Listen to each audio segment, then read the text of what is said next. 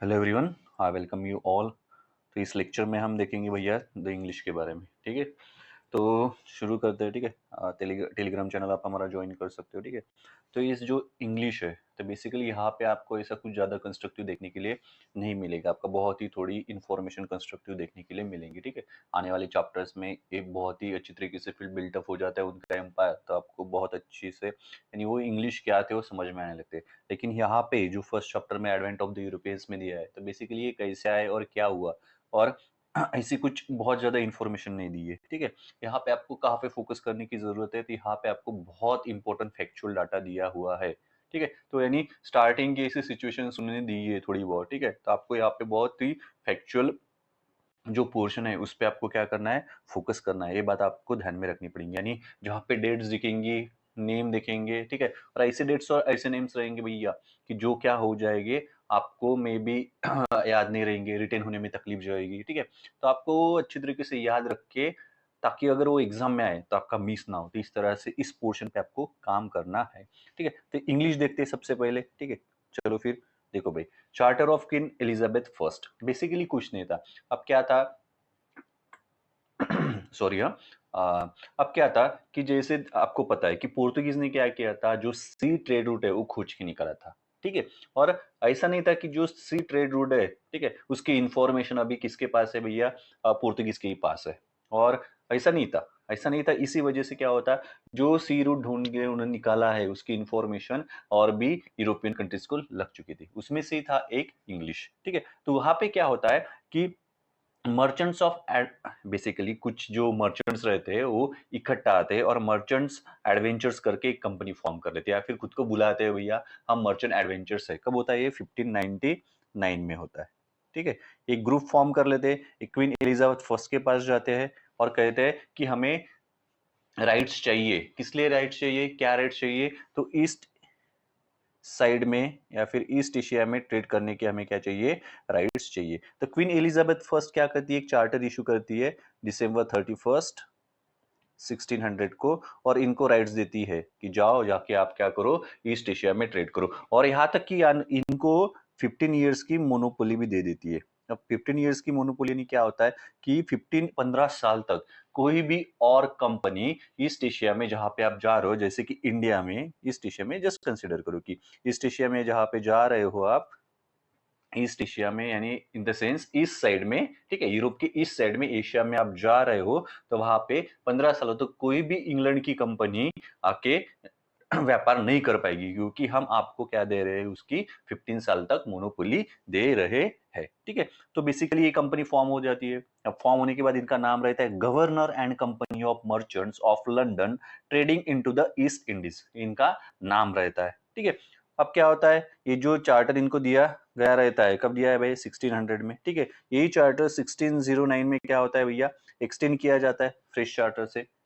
ठीक है, क्या किया जाता है, फ्रेश चार्टर से एक्सटेंड किया जाता है। जैसे कि मान लो कि ये 15 साल की जो मोनोपोली थी वो अभी इनडेफिनेट पीरियड के लिए, इनडेफिनाइट पीरियड के लिए एक्सटेंड कर दी गई। यानी इनडेफिनेट पीरियड तक वहां पे ये जो कंपनी है कौन सी कंपनी है, देखो अभी भी ईस्ट इंडिया कंपनी नहीं बनी है। ठीक है, ये ध्यान में रखना। ठीक है, ये जो कंपनी है कौन सी company, governor and company of merchants of London trading into the East Indies, ये इंडेफिनेट पीरियड तक क्या करेगी, मोनोपोलाइज करेगी ईस्ट में ट्रेड। क्या ईस्ट में क्या करेगी, ये यूरोप है, ठीक है, ऐसे मान लो। ठीक है, ईस्ट में ट्रेड क्या करेगी, मोनोपोलिस करेगी। ठीक है, तो बेसिकली जो ब्रिटिशर्स थे, ठीक है, वो टेक्सटाइल के सर्च में और अदर ट्रेडिंग कमोडिटीज के सर्च में इंडिया में आए थे। ठीक है, ये बात आप यहाँ पे ध्यान में रखना। समझ में आ गया? तो क्या हुआ था क्वीन एलिजाबेथ चार्टर में सबसे पहले कि 1599 में एक ग्रुप ऑफ मर्चेंट्स साथ में आए। वो खुद को कहलाए थे भाई, वो खुद को कहलाते थे मर्चेंट एडवेंचर्स। एक क्वीन एलिजाबेथ के पास जाते, कहते हैं कि हमें इसमें ट्रेड करने की राइट्स दो, तो इसी कहते हैं ऐसे। ठीक है, तो क्वीन एलिजाबेथ क्या करती है, उन्हें 31 दिसंबर 1600 को राइट्स दे देती है। ठीक है, अब ये राइट्स कब दे देती है, क्योंकि इसी साल वो कंपनी वगैरह फॉर्म हुई थी ना, इसीलिए। ठीक है, राइट्स दे देती है। ठीक है, कि जाओ भैया आप क्या करो, ईस्ट में जाके ट्रेड करो, ठीक है। तो जो कंपनी का नाम उस वक्त रखा जाता है तो वो रहता है governor and company of merchants of London trading into east Indies, और इसे 15 साल की मोनोपोली भी दे देती है। 1609 में देखो, 1609 याद में रखना, ठीक है।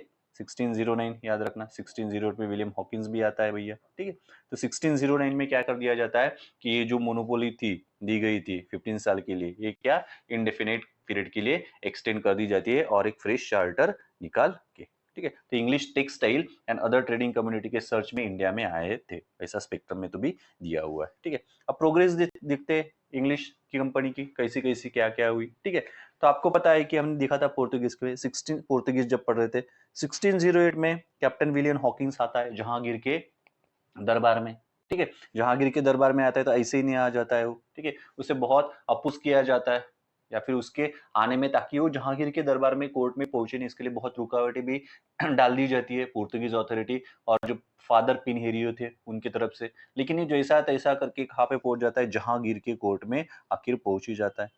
आपको पता है इसे तुर्किश लैंग्वेज आती थी, ठीक है। तो डायरेक्टली क्या तुर्किश लैंग्वेज में क्या करता था, जहांगीर से कन्वर्स करता है, तो जहांगीर खुश हो जाता है इस वजह से भी, ठीक है। कुछ बीच में का जो इंटरमीडिएटर था, ठीक है, ट्रांसलेटर था, उसकी जरूरत नहीं पड़ती है। इसके अलावा ये क्या करता है, जो अर्मेन क्रिश्चियन है मुबारक शाह, उसकी बेटी से भी ये क्या शादी कर लेता है, जो क्रिश्चियन थे, ठीक है।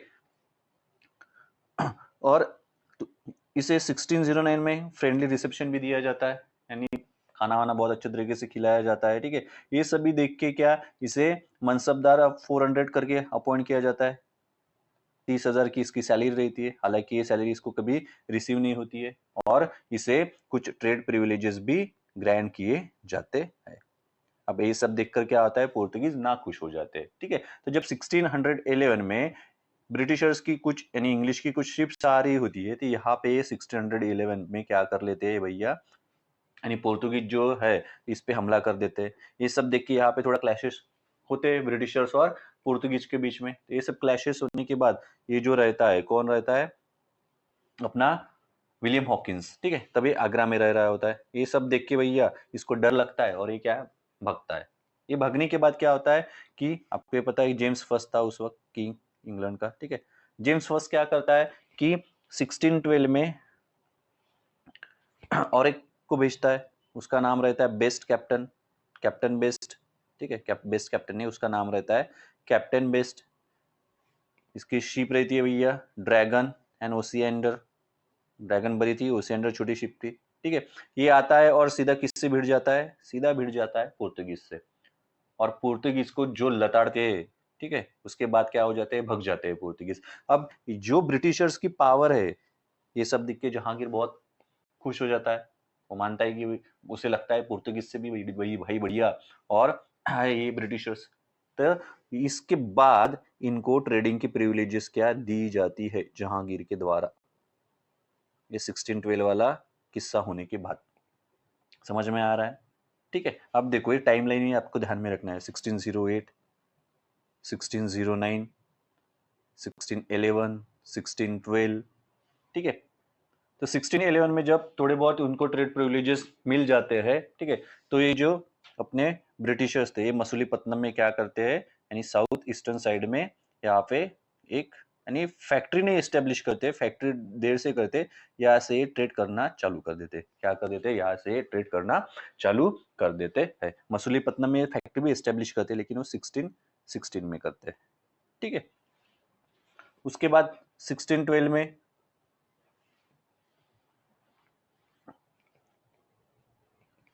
1612 में वही कैप्टन बेस्ट थॉमस डिफीट कर देता है, ये देखा हमने कैप्टन बेस्ट, ठीक है।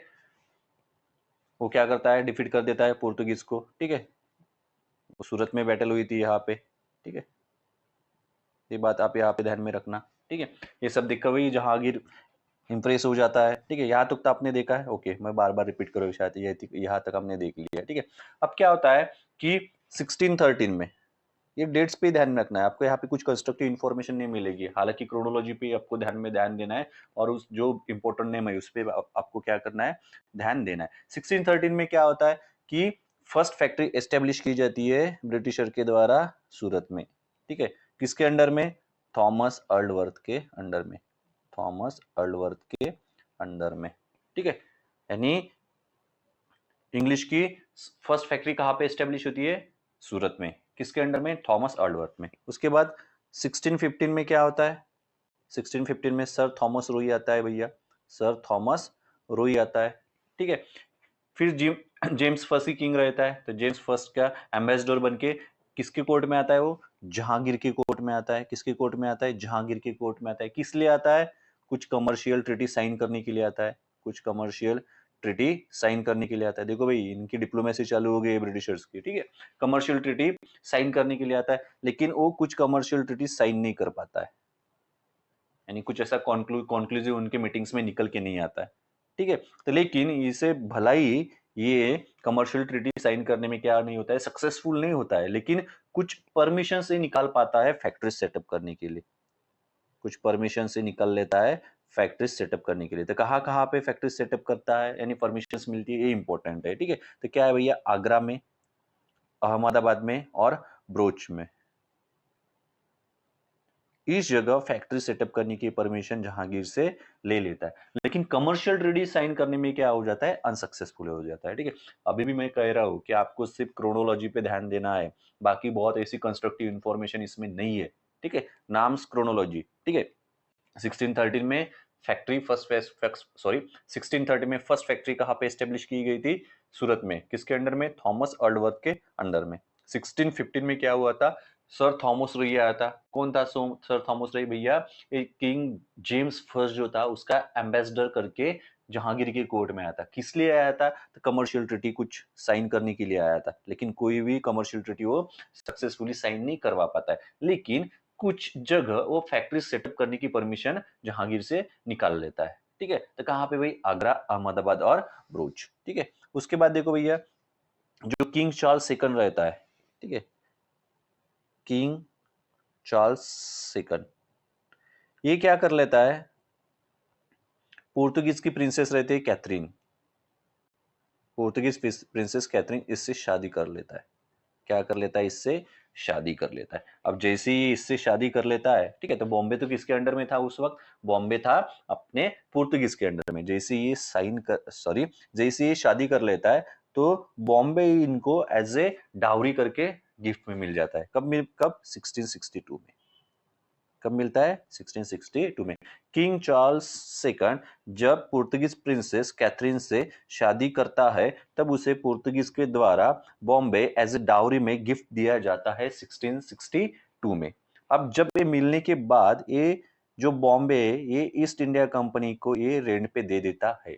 कब देता है? 1668 में, ठीक है। पेमेंट क्या रहती है? एनुअल एनुअल पेमेंट रहती है 10 पाउंड्स। क्या रहती है? 10 पाउंड्स। समझ में आ रहा है? ठीक है। बॉम्बे भैया यहाँ पे था, ठीक है, यहाँ पे ऐसे मान लो, यहाँ पे बॉम्बे, ठीक है, वेस्टर्न साइड में। तो बेसिकली 1687 में क्या होता है? बॉम्बे सूरत को रिप्लेस कर देता है एज ए वेस्टर्न प्रेसिडेंसी करके, ठीक है। तो आपको 3 डेट्स यहाँ पे ध्यान में रखनी है। कौन से? देखो, कंस्ट्रक्टिव नहीं है कुछ, सिर्फ आपको ध्यान में रखना है, ठीक है। क्या रखना है? तो क्या ध्यान में रखना है? तो 1662, 1668 और 1687 आपको ध्यान में रखना है। तो 1662 में क्या होता है कि जब king Charles second Portuguese princess Catherine से शादी करता है, तब उसको बॉम्बे एज अ गिफ्ट करके मिल जाता है। कब मिल जाता है? 1662 में। वही बॉम्बे को ये ईस्ट इंडिया कंपनी को रेंट पे देता है। कब? 1668 में। एनुअल पेमेंट रहता है 10 पाउंड्स, ठीक है। और उसी के साथ जब अच्छा खासा एस्टेब्लिश हो जाते हैं, तो क्या करते हैं ये जो ब्रिटिशर्स थे कि सूरत को रिप्लेस, यानी सूरत की जगह अपनी जो प्रेसिडेंसी है, यानी जो मेन हेडक्वार्टर्स रहते हैं ना, वो बॉम्बे में शिफ्ट करवा देते हैं। तो वेस्टर्न प्रेसिडेंसी बनती है बॉम्बे फ्रॉम 1687। ये आपको ध्यान में रखना है, ठीक है। देखो यहाँ पे आपको समझ में आ रहा होगा, मैं पढ़ा रहा हूँ, कभी किंग चार्ल्स के बारे में है भैया, कभी एलिजाबेथ के बारे में, बीच में जेम्स फर्स्ट आ रहा है। तो ऐसी पर्टिकुलर कुछ कंस्ट्रक्टिव इन्फॉर्मेशन नहीं है कि ऐसा ऐसा हो रहा है, ठीक है, क्योंकि थोड़ा बहुत उधर का भी हिस्ट्री है, यानी क्या चल रहा था भाई लंदन में, कौन आ रहा था, कौन जा रहा था, किसके अंडर में हो रहा था, वो हमसे रिलेटेड नहीं है। इसलिए यहाँ पे कि जो इम्पोर्टेंस क्या बोलते इवेंट हुए उन्हीं की इंफॉर्मेशन दी गई है, तो आपको वही ध्यान में रखना है। तो बेसिकली जब भी आप स्पेक्ट्रम से पढ़ोगे द इंग्लिश, तो आपको डेट्स पे ध्यान रखना है और इंपॉर्टेंट नेम्स पे ध्यान रखना है, क्रोनोलॉजी पे ध्यान रखना है, बस आपका मार्क्स कहीं पे नहीं जाएंगे। ठीक है, चलो फिर आगे बढ़ते हैं। यहाँ तक तो ठीक था भैया, ठीक है, यहाँ तक समझ में आया है। ठीक है, देखो इन्होंने डिप्लोमेसी चालू कर दी। ठीक है, क्या थॉमस जो रूई था, ठीक है, जेम्स फर्स्ट के अंदर में आया था, ठीक है, वो डिप्लोमेसी के तहत ही आया था। अब इनकी डिप्लोमेसी चालू हुई थी। इसी डिप्लोमेसी के तहत क्या होती है, इनको सुल्तान ऑफ गोलकोंडा जो रहता है, सुल्तान ऑफ गोलकोंडा, वो 1632 में एक फरमान इशू कर देता है। क्या इशू कर देता है? फरमान इशू कर देता है। तो इसी फरमान को कहा जाता है गोल्डन फरमान। आपको ये डेट ध्यान में रखनी है कि 1632 golden Farman match the pairs में आता है या फिर क्रोनोलॉजी में आता है। यानी ये जो गोल्डन फरमान था, इसमें क्या दिया हुआ था? इसमें दिया हुआ था कि पोर्ट्स ऑफ गोलकोंडा में आप क्या कर सकते हो? आप फ्रीली ट्रेड कर सकते हो। क्या कर सकते हो? आप फ्रीली ट्रेड कर सकते हो। एनुअल फी क्या रही होंगी? एनुअल फी थी 500 पगोडाज। पगोडाज, ठीक है। देखो फिर भी कुछ नहीं है, डिप्लोमेसी का यूज करके इन्होंने क्या किया, जो सुल्तान ऑफ गोलकोंडा है उनसे परमिशन निकाल ली। ठीक है, उनसे एक फरमान ले लिया। उस फरमान को कहा जाता है गोल्डन फरमान। कब ले लिया? तो ले लिया था इन्होंने 1632 में। इस फरमान में क्या था? इस फरमान में बेसिकली कहा गया था कि आप एन्युअली 500 पगोडास पे करो और फ्रीली ट्रेड करो पोर्ट्स ऑफ गोलकोंडा में। ठीक है, ये उन्होंने दिया हुआ था। ठीक है, उसके बाद देखो 1632 हो गया। अब 1639 में क्या होता है? 1639 में क्या होता है कि फ्रांसिस डे करके एक मेंबर रहता है मसूलीपट्टनम काउंसिल का। मसूलीपट्टनम काउंसिल का कौन है? फ्रांसिस डे करके एक मेंबर रहता है। ठीक है, वो क्या है?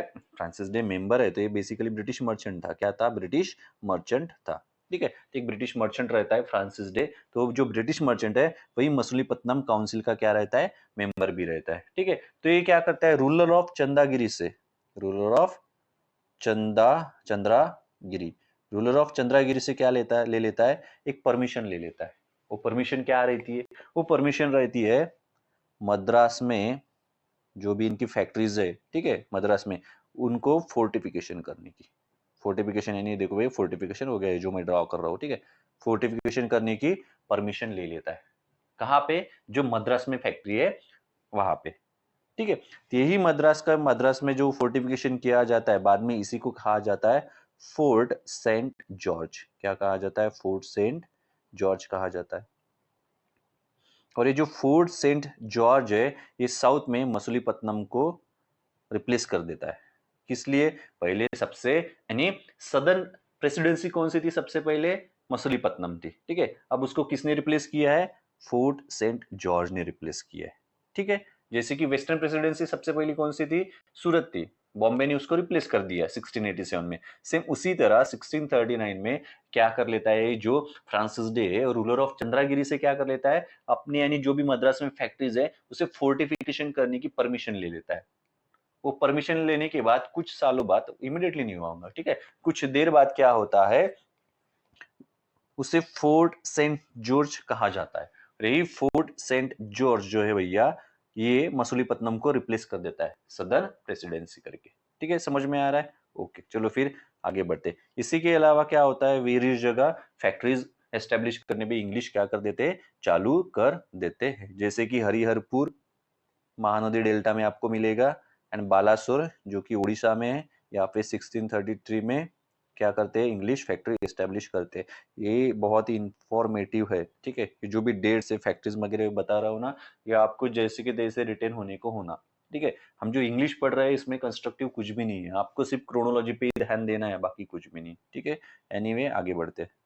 उसके बाद देखो progress of the English company देख रहे हैं। ठीक है, ये तो देख लिया हमने। Foothold west and south में। वेस्ट एंड साउथ में भैया कौन सा था? तो वेस्ट में भी बॉम्बे वाला ध्यान में रखना है, वेस्टर्न प्रेसिडेंसी। ठीक है, ऐसे देखते हैं। देखो सूरत से वेस्टर्न प्रेसिडेंसी, एक ऐसे भी आप लिख सकते हो प्रेसिडेंसीज। ठीक है, सूरत से बॉम्बे हो गई, ठीक है, 1687 में। और ये हो गई थी अपनी साउथ इंडिया में, साउथ, ये वेस्टर्न वाली है। ठीक है, और साउथ साउथ में किसकी थी भैया? मसूलीपट्टनम, फोर्ट सेंट जॉर्ज यानी मद्रास, ये रिप्लेस कर दी जाती है, ये आपको ध्यान में रखना है, ठीक है। अब देखो फुट होल्ड इन बंगाल, ठीक है। अभी देखो बंगाल में क्या हो रहा है ये आपको ध्यान में रखना पड़ेगा, क्योंकि जब हम बैटल ऑफ प्लासी पढ़ेंगे वहां पे ये थोड़ी जो इन्फॉर्मेशन है अगर आपके बैक ऑफ द माइंड रहती है तो थोड़ा बहुत नहीं, बहुत अच्छी हेल्प करेगी, ठीक है। तो यहाँ पे भी आपको कुछ ऐसा है नहीं कंस्ट्रक्टिव, फिर से आपको वही क्रोनोलॉजी पे ध्यान देना है और फैक्चुअल इन्फॉर्मेशन पे ध्यान देना है, ठीक है। हमको पता है कि जो मुगल एम्पायर था वहां का रिच प्रोविंस था बंगाल, पता है कि बंगाल जो था वो ट्रेड एंड कॉमर्स में उस वक्त बहुत एडवांस था, समझ में आ रहा है, ठीक है। तो ये रिच प्रोविंस था, रिच प्रोविंस पे किसकी नजर पड़ती है, अभी ब्रिटिशर्स की नजर पड़ती है, क्योंकि उन्हें पता होता है कि ये मान लो कि किसी जगह पे आपका अगर कमर्शियल कंट्रोल हो तो आप, और पॉलिटिकल कंट्रोल हो तो आप क्या कर सकते हो, पूरी उथल पुथल वहां पे करवा सकते हो, ठीक है। रिचेस्ट प्रोविंस है तो बहुत ज्यादा इफेक्ट भी करता है, जैसे कि मान लो महाराष्ट्र में क्या है भैया, मुंबई है। मुंबई में कोई एक्सटर्नल पावर आती है और वो कमर्शियल कंट्रोल करती है और पॉलिटिकल कंट्रोल भी उसका उसके अंडर में चला जाता है, तो महाराष्ट्र में क्या हो जाएगी, उथल फुथल मच जाएगी, ठीक है। उसी तरह मुगल एम्पायर का बंगाल जो था रिचेस्ट प्रोविंस था, यहाँ पे ब्रिटिशर्स की नजर पड़ती है, ठीक है। तो उन्हें लगता है कि बेसिकली कमर्शियल जो हब है वो तो सभी के लिए अट्रैक्टिव रहेगा, जैसे मुंबई है, हर कोई मुंबई जाना चाहता है कि नहीं, बहुत ज्यादा अपॉर्चुनिटीज है करके, ठीक है। उसी तरह बंगाल था, अपीस किया वो भी ब्रिटिशर्स को, नहीं यहाँ पे जाएंगे, यहाँ पे क्या करेंगे अपन, एस्टेब्लिश करेंगे, ठीक है। अब वो उसी माइंडसेट से आए थे, मे भी उनके बैक ऑफ द माइंड होगा कि नहीं यहाँ पे हमें कमर्शियल पूरा कंट्रोल करना है, अगर पॉलिटिकल कंट्रोल भी मिल जाता है तो बहुत बढ़िया होगा, ताकि हम पूरे ट्रेड पे क्या कर पाए, मोनोपोली कर पाए, जो चाहे वो कर पाए, और आगे चल के ऐसा ही होता है, आपको पढ़ने के लिए मिलेगा, ठीक है। चलो आगे बढ़ते हैं, ठीक है। फुट होल्ड बंगाल में कैसा किया वो देखते, देखो फिर। तो शाह शुजा था, क्या शाह शुजा कौन था भाई, अभी वेरियस क्या प्रोविंसेस थे वहां पे गवर्नर सूबेदार क्या किए थे मुगल एम्पायर ने अपॉइंट किए थे, तो शाह शुजा भी क्या था, ये गवर्नर था, क्या था, गवर्नर सूबेदार, जो कहना है कह सकते हो, ठीक है। तो ये 1651 में ये क्या करता है, 1651 में ब्रिटिशर्स को बंगाल में ट्रेड करने की परमिशन दे देता है, ट्रेड करने की परमिशन देता है। अब ट्रेड करने की परमिशन दी तो ऐसे ही नहीं दी है, तो उसको उनको नहीं, बेसिकली जो ब्रिटिशर्स थे उनको एनुअली 3000 पेमेंट, 3000 रुपीज का क्या पेमेंट करना पड़ता था, यानी 3000 रुपीज के पेमेंट के बदले में उनको सभी जो यानी ड्यूटीज थी, जो भी टैक्स लगता था, टोल्स वगैरह, उन सभी से क्या उनको मिली थी भैया, क्या मिली थी उनको, क्या कहते हैं उसको, यानी उसके बाद वो फ्रीली ट्रेड कर सकते हैं, यानी उनको जो टोल्स, वेरियस टैक्सेस है, वेरियस ड्यूटीज है, ठीक है, वो पे करने की जरूरत महसूस नहीं होती थी, ठीक है। तो यानी सभी ड्यूटीज उनकी क्या हो चुकी थी, माफ हो चुकी थी, यानी ये 3000 के बदले में, ठीक है। इसी के साथ बंगाल में वो फैक्ट्रीज भी एस्टेब्लिश कर देते, हुगली में 1651 में करते, ठीक है। हुगली में आपको पता है पोर्तुगीज में भी क्या की थी, अपनी फैक्ट्रीज एस्टेब्लिश की थी, ठीक है। उसके बाद अदर प्लेसेस पे भी क्या किया जाता है, फैक्ट्रीज एस्टेब्लिश की जाती है। देखो यहाँ पे आपको क्या ध्यान में रखना है, बंगाल में शाह शुजा ने, ठीक है, परमिशन दी थी बंगाल में ट्रेड करने की, कि भैया हमको 3000 रुपीज एनुअली दे दो, उसके बदले में आप सभी बंधन से मुक्त हो, आपको कोई टोल नहीं देना पड़ेगा, कोई टैक्सेस नहीं देनी पड़ेगी, यानी जो भी ड्यूटीज लेवी हुई है वो ड्यूटीज से क्या रहोगे, आप फ्री रहोगे, ठीक है। जैसे चाहो फिर वैसे आप क्या करो, ट्रेड करो। लेकिन यहाँ पे एक दिक्कत थी, दिक्कत क्या थी, ये सब प्रिविलेजेस मिलने के बाद भी जो मुगल ऑफिसर्स थे, क्या थे, मुगल ऑफिसर्स थे, वो करप्शन करते थे। अब करप्शन कैसे करते थे, मान लो जो कस्टम ऑफिसर्स थे, ठीक है, तो ये क्या करते थे, ये प्रिविलेजेस मिलने के बाद भी ब्रिटिशर्स को क्या करते थे, टोल लेते थे, यानी जो ब्रिटिश मर्चेंट है उनसे पैसे लेते थे, जबरदस्ती पैसे मांग दिया करते थे, ठीक है। तो कस्टम्स ऑफिसर्स ऐसे कर रहे थे, ठीक है। तो इस वजह से क्या करते हैं ये बेसिकली, कि हमारी फैक्ट्री को फोर्टिफिकेशन करने की परमिशन दो, ऐसे ये डिमांड करते हैं। लेकिन ये जो डिमांड है ये क्या की दी जाती है, उनकी नकार दी जाती है, डिनाई कर दिया जाता है उनको, ठीक है। देखो यहाँ पे समझ के लो, शाह शुजा 1651, एक बार फिर से मैं अच्छे से बताता हूँ, शाह शुजा 1651 इसने परमिशन दी थी बंगाल में ट्रेड करने को, किसको, ब्रिटिशर्स को, ठीक है। एनुअल पेमेंट क्या थी, एनुअल फी थी 3000 रुपीज में, ठीक है। उसके बाद 1651 में क्या करते, हुगली में फैक्ट्री एस्टेब्लिश कर देते, ठीक है। यानी इनको प्रिविलेजेस मिल जाते हैं ना कि भाई आपको कोई भी ड्यूटीज टैक्सेस नहीं देना है, आपने 3000 रुपीज क्या करना है, एनुअली पे करना है, उसके बाद आप फ्रीली ट्रेड कर पाओगे, ठीक है। लेकिन इनके ट्रेड में हिंडरेंसेस आ रहे थे, या भाई हिंडरेंसेस कौन डाल रहा था, जो करप्ट मुगल ऑफिसर्स है वो डाल रहे थे। इनको बोल रहे थे कि आपको टैक्स पे करना ही पड़ेगा चेक पोस्ट पे, ठीक है, जो कस्टम्स ऑफिसर्स थे, ठीक है, टोल्स देना ही पड़ेगा। तो इस वजह से क्या करते हैं कि कंपनी क्या कहती है कि भैया हमको हमारी फैक्ट्री फोर्टिफाइड करने की परमिशन दो।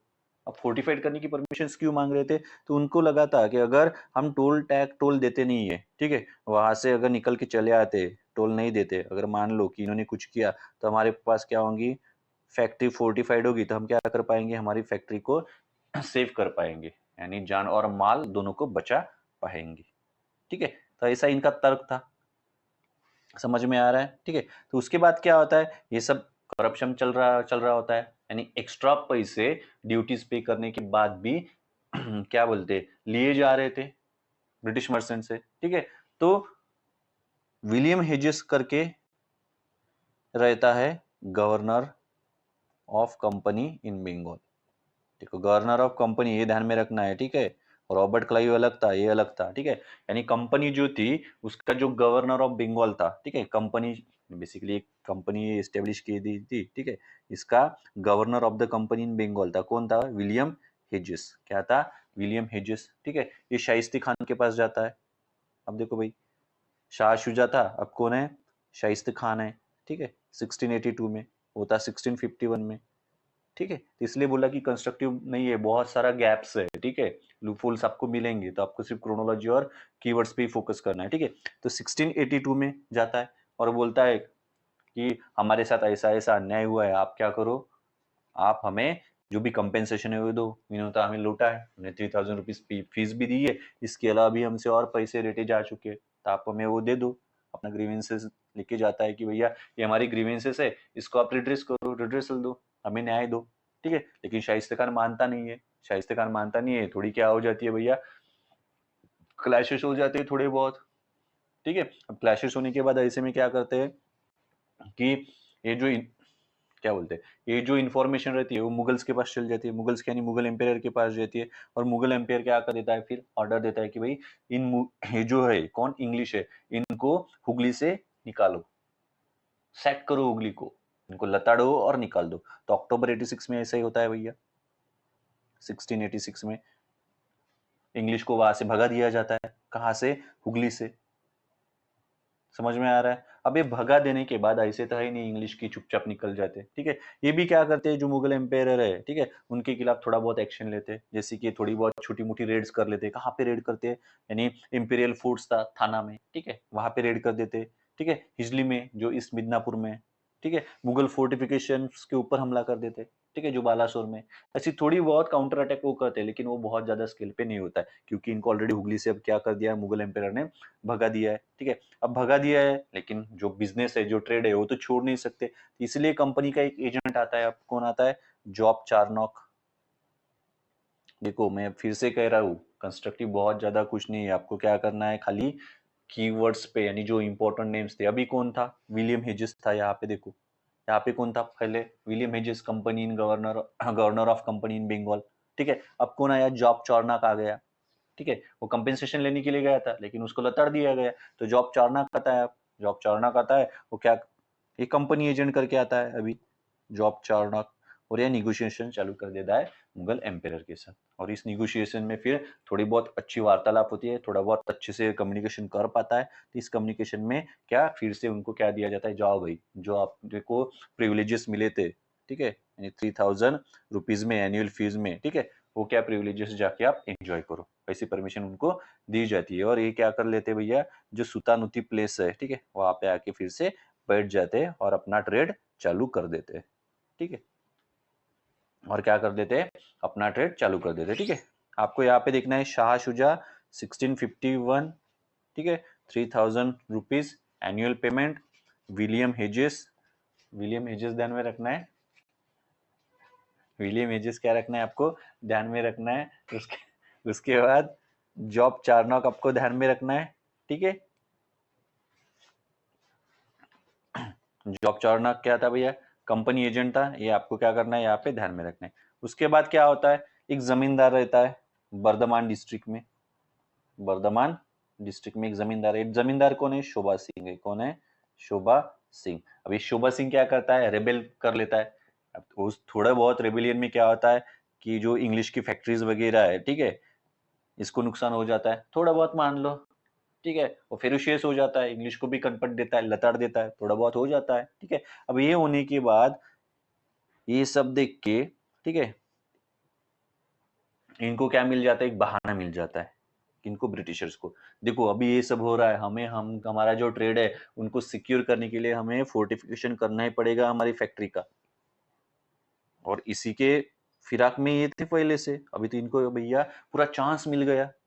क्या मिल गया, पूरा चांस मिल गया कि हमें हुगली में या फिर जो सुता नीति है 1696 में, ठीक है, कि हमें यहाँ पे फोर्टिफिकेशन करना पड़ेगा, ठीक है। इनको एक बहाना मिल जाता है मुगल एम्पायर को दिखाने के लिए, या फिर वहाँ का जो भी गवर्नर होगा उसको दिखाने के लिए। क्योंकि बर्धमान डिस्ट्रिक्ट में जो शोभा सिंह था, शोभा सिंह, ठीक है, इसने रेबेल कर लिया था। थोड़ा बहुत जान माल का भी अभी नुकसान हो रहा है, ऐसे दिखाने की उनको क्या हो गई थी, यानी दिखाने का एक बहाना मिल गया था, ठीक है। तब क्या होता है 1698 में इंग्लिश क्या कर लेते हैं, 1696 में रेबेल कर देता है। 1698 में क्या हो जाता है कि ये क्या कर लेते हैं, जो 3 विलेजेस है, ठीक है, उनकी जमींदारी क्या परचेस कर लेते हैं। कौन से 3 विलेजेस की जमींदारी परचेस कर लेते हैं, ठीक कर लेते हैं भाई, सुतानुती, गोविंदपुर और कलिकता, ठीक है। यानी यहाँ के जो ओनर्स थे सुतानुती, गोविंदपुर और कलिकता, इनसे क्या कर लेते, वो जमींदारी परचेस कर लेते, कुछ पेमेंट्स उनको दे देते होंगे। तो कितना पेमेंट देते थे, तो ये देते थे ₹1200।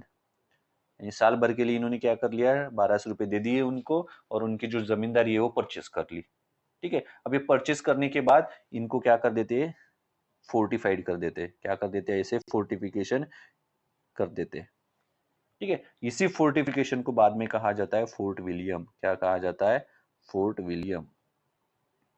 क्या रहता है ये, फोर्ट विलियम। और ये फोर्ट विलियम क्या 1700 साल 1700 में क्या ईस्टर्न प्रेसिडेंसी बन जाती है। क्या हो जाती है, ईस्टर्न प्रेसिडेंसी बन जाती है। और इसका फर्स्ट प्रेसिडेंट कौन रहता है, sir sir Charles Eyre, Eyre Eyre, ठीक है।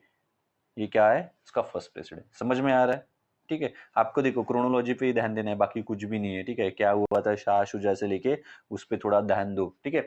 और थोड़ी बहुत वो नेम्स पे ध्यान दो, ठीक है। बाकी ऐसा कंस्ट्रक्टिव कुछ भी नहीं है। बहुत ज्यादा लूप होल्स है, पढ़ते वक्त भी आपको महसूस होगा कि लूप होल्स है, कनेक्ट कनेक्ट करने में थोड़ी दिक्कत जाती है, ठीक है। तो वेस्टर्न प्रेसिडेंसी कौन सी थी, बॉम्बे थी, सूरत से बॉम्बे आई थी।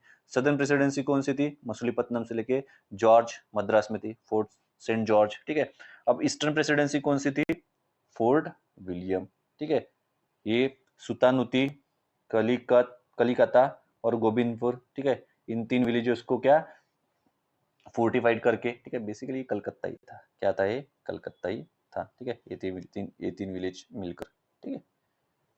तो फोर्टिफाइड जो सेटलमेंट रहते हैं उसे कहा जाता है फोर्ट विलियम। और ये ईस्टर्न प्रेसिडेंसी रहती है, ठीक है। और इसका फर्स्ट प्रेसिडेंट कौन था, सर चार्ल्स आयरे था। कौन था, सर चार्ल्स आयरे। उसके बाद देखो 1715 में ब्रिटिशर्स को फर्रुख शाह जो रहता है, ठीक है, मुगल एम्पायर, एक फरमान इशू कर देता है। क्या कर देता है, फरमान इशू कर देता है, ठीक है। तो इसे इस फरमान को, फर्रुख शाह के फरमान को Magna carta of the company भी कहा जाता है। क्या कहा जाता है, Magna carta of the company भी कहा जाता है। ये ध्यान में रखना है। देखो सुल्तान ऑफ गोलकोंडा ने जो फरमान निकाला था, ठीक है, उसे गोल्डन फरमान कहा जाता था 1632 में। ये ध्यान में रखना है, ठीक है। और 1715 में फर्रुख शाह ने जो फरमान निकाला था उसे Magna carta of the company कहा जाता है, ठीक है। ये फरमान फर्रुख शाह ने इशू किया था, ठीक है। लेकिन जो फरमान इशू करने के लिए जो गया, मैंने इशू करो, ठीक है, तो बेसिकली जो मिशन लेके गया था, ठीक है, तो वो था जॉन सरमैन, जॉन सरमैन, ठीक है। यानी इंग्लिश की तरफ से जॉन सरमैन कहाँ पे गया था, फर्रुखशायर की कोर्ट में गया था। उसको जो भी सिचुएशंस होंगी उसके साथ कम्युनिकेट की होंगी, और उसके बाद वो सभी देख के फर्रुखशायर ने एक फरमान निकाला जिसे Magna carta of the company कहा जाता है, ठीक है। तो ये जो फरमान था बेसिकली 3 जगह के लिए था। एक था बंगाल, गुजरात और हैदराबाद, यानी इस जगह पे ट्रेड प्रिविलेजेस इनको दिए गए। ठीक है, अब क्या ट्रेड प्रिविलेजेस है यही आपको पढ़ना है। ठीक है, तो बंगाल में क्या हुआ था आपको पता है, शाह शुजा ने कितने एनुअल पेमेंट के क्या बोलते हैं उसको, कि आप इतनी एनुअल फीस करो उसके बदले में फ्रीली ट्रेड करो। ठीक है, तो कितनी एनुअल फीस थी 3000। यही 3000 भी सेम की सेम रख दी फारूक शेयर ने कि हमको क्या करो आप एनुअली 3000 रुपीज पे करो, जो भी आपको इंपोर्ट करना है एक्सपोर्ट करना है या फिर जो भी ट्रेडिंग एक्टिविटीज करनी है वो आप कर लो, हमें कुछ लेना देना नहीं है। इसके बाद इनको क्या कर दिया गया बंगाल में, आप दस्तक इशू कर सकते हो, इसकी भी परमिशन दे दी, पासेस।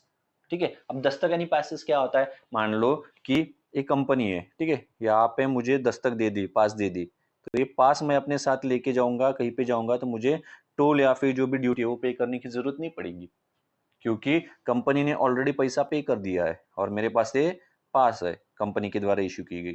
ठीक है, तो ऐसे पासेस भी आप इशू कर सकते हैं, इसकी भी परमिशन मिल गई। ठीक है, इसके अलावा जो सुतानुती गोविंदापुर कलिकत्ता, यही कलकत्ता था। ठीक है, ये जो कलकत्ता के अराउंड जो है, तो भाई आप मोर एंड मोर लैंड्स क्या कर सकते हो, रेंट पे ले सकते हो, इसकी भी परमिशन इनको दे देगी। तो बंगाल में बेसिकली क्या हुआ कि आप 3000 रुपये एनुअल फीस दो, सभी ड्यूटी फ्री ट्रेड करो। ठीक है, उसके बाद दस्तक पासेस आप इशू कर सकते हो, इसकी भी परमिशन मिली। और अराउंड द कलकत्ता अगर आपको मोर एंड मोर लैंड अगर क्या करना है, रेंट पे लेना है तो ले सकते हो। ठीक है, इसकी भी परमिशन दी। उसके बाद ये हो गया बंगाल का। हैदराबाद में देखो, हैदराबाद में क्या, जो भी एग्जिस्टिंग यानी जो भी एग्जिस्टिंग क्या बोलते हैं, जो भी एग्जिस्टिंग प्रिविलेजेस उनको दिए थे, ठीक है, तो वही एग्जिस्टिंग प्रिविलेजेस वहां पे जैसे कि तैसे रखे गए, उसमें कुछ बदलाव नहीं किए गए ट्रेड एंड कॉमर्स के लिए। ठीक है, उसके बाद सूरत में क्या हुआ, ये गुजरात वाला एरिया, तो सूरत में इनको बोला गया आप 10,000 रुपीज पे करो और ड्यूटी फ्री क्या करो, ट्रेड करो। ठीक है, इसके अलावा तब गुजरात और महाराष्ट्र एक ही था, तब बॉम्बे भी वहीं पे आता था। ठीक है, तो बॉम्बे में क्या कर दिया गया, बॉम्बे में बेसिकली इनको एक ऐसी प्रिविलेजेस दे दी गई, ठीक है, जो बहुत बड़ा ब्लंडर था by the Farooq share. Basically company को कॉइन्स मिंटेड करने की परमिशन दी गई कि आप कॉइन्स मिंट कर सकते हो कंपनी के नाम के। ठीक है, और एक कॉइन्स को मुगल के यानी जो मुगल टेरिटरी है, ठीक है, उसमें लीगल माना जाएगा, एक्सेप्ट किया जाएगा, ये भी बोल दिया था फारूक शाह ने। यही सबसे बड़ा ब्लंडर था। समझ में आ रहा है, जैसे मान लो कि गवर्नमेंट ने अगर आपको बोल दिया कि यानी मान लो कि आप गवर्नमेंट ने आपको परमिशन दे दी कि आप अपने वाले कॉइन्स इश्यू कर लो और उससे क्या सर्कुलेट कर दो इंडिया में, तो आप क्या कर पाओगे, जो चाहे वो कर सकते हो। फिर आप इन्फ्लेशन डिसइन्फ्लेशन जो भी करना है, पूरी सिचुएशन आप पलट के रख सकते हो। ठीक है, कंप्लीट केओस की सिचुएशन भी आप क्या क्रिएट कर सकते हो। ठीक है, तो यही बहुत बड़ा ब्लंडर था, ये सबसे बड़ी, यानी आप सब कुछ यानी ब्रिटिशर्स के हाथ में इस फारूक शाह ने यहाँ पे दे दिया था, कॉइन्स मिंटेड करने की परमिशन देके। ठीक है, ये सबसे बड़ा ब्लंडर था भैया, ये क्या था, सबसे बड़ा ब्लंडर था, इसको आपको नहीं भूलना है। ठीक है, तो फारूक शाह फरमान को क्या कहा जाता है, Magna carta of the company कहा जाता है। कौन इंग्लिशमैन था जो गया था, जॉन सरमैन था भैया, ये गया था। ठीक है, ये बात आपको यहाँ पे ध्यान में रखनी है। ठीक है, तो जो फारूक शाह का फरमान था, ठीक है, तो ये बेसिकली था गुजरात, बंगाल और हैदराबाद। हैदराबाद में जो भी एग्जिस्टिंग प्रिविलेजेस है वही कंटिन्यू कर दिए गए। ठीक है, बंगाल में क्या हुआ था, 3000 रुपीज पे करो, जो शाह शुजा 1651 में रख दिए गए थे। ठीक है, उसके बाद पासेस और रेंट पे कलकत्ता के अराउंड आप रेंट पे और भी लैंड ले सकते हो। गुजरात में 10,000 रुपीज पे करो, ड्यूटी फ्री ट्रेड करो। ठीक है, 3000 कहाँ पे थे, 10,000 कहाँ पे थे, ध्यान में रखना, यहाँ पे कंफ्यूजन हो सकता है। ठीक है, उसके अलावा बॉम्बे में कॉइन्स मिंटेड करने की परमिशन, और उसको मुगल एम्पायर की जो भी टेरिटरी है उसमें लीगल मान लिया जाएगा, ऐसे भी फारूक शाह ने कहा था। तो ये सबसे बड़ा ब्लंडर था, अभी हमने इसके बारे में बात की। ठीक है, तो आपको भी समझ में आ रहा, बहुत ज्यादा लूपहोल्स है। ठीक है, यहाँ इसलिए यहाँ पे कंस्ट्रक्टिव कुछ भी बन नहीं पाता इंग्लिश के में, तो इसलिए मैं आपको कह रहा हूँ कि आप डेट्स एंड जो भी इंपॉर्टेंस नाम से ये है वो है, उस पर सिर्फ क्या करो, फोकस करो, बाकी कुछ नहीं करो। ठीक है, अब देखो इंग्लिश, उसके बाद देखो लास्ट वाला merging to English companies. Basically क्या हो रहा था कि जो कंपनी थी, ठीक है, जो सबसे पहली आई थी मर्चेंट एडवेंचर्स जिन्होंने लाई थी ये कंपनी, ठीक है। अब इनके अगेंस्ट में क्या चालू हो गया लंदन में कि नहीं, ऐसे कैसे आप एक ही कंपनी को परमिशन दे सकते हो। बाकी ट्रेडर्स, बाकी मर्चेंट्स भी कहने लगे कि नहीं नहीं, हम भी जाएंगे, हम भी इसमें क्या करेंगे, हम भी इसमें जाके क्या करेंगे, ट्रेड करेंगे। आप एक ही कंपनी को कैसे मोनोपोली दे सकते हो। ऐसी आवाजें उठने लगी, ठीक है। तो ऐसी आवाज उठने के बाद सर विलियम नोरिस करके एक एम्बेसडर आता है औरंगजेब के कोर्ट में। किसके कोर्ट में आता है? औरंगजेब के कोर्ट में, ठीक है। कुछ ट्रेडिंग की प्रिविलेजेस मिल जाते हैं उनको, ठीक है। और ट्रेडिंग की प्रिविलेजेस मिलने के बाद ये भी क्या कर लेते हैं, सर विलियम नोरिस, ठीक है, इनके अंडर में कुछ कंपनीज वगैरह वो आ जाती है और ट्रेड करने लगती है। लेकिन ये इतना सर्वाइव नहीं कर पाती, उनको बहुत दिक्कतें जाती है और इनको क्या प्रॉफिट नहीं होता, लॉस में चल रही होती है, ठीक है। तो यही देखते हुए क्या कर दिया जाता है फिर 1708 में, जो भी अपनी मर्चेंट एडवेंचर्स वाले जो थे, ठीक है, governor of the company east India वाली, ठीक है। तो वो कंपनी और जो छोटे मोटे कंपनी, ठीक है, इनको अमालगमेटेड किया जाता है, यानी मर्ज कर दिया जाता है। और 1708 में भैया जो कंपनी बनती है उसका नाम रहता है United Company of merchants of England Trading to the East Indies. और भैया इसी को कहा जाता है ईस्ट इंडिया कंपनी। यानी ईस्ट इंडिया कंपनी कब फॉर्म हुई, ठीक है, तो 1708 में।